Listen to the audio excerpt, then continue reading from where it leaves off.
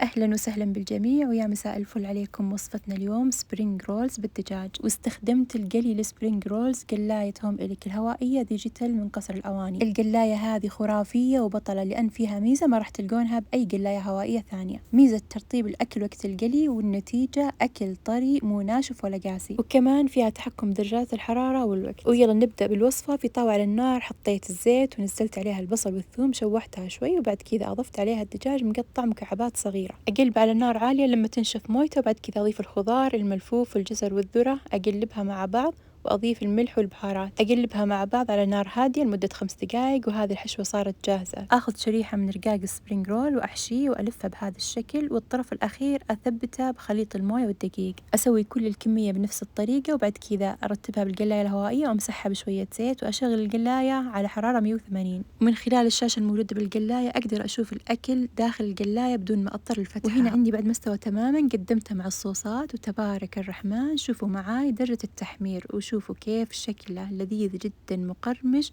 ومو قاسي، وطعم الحشوة خرافية.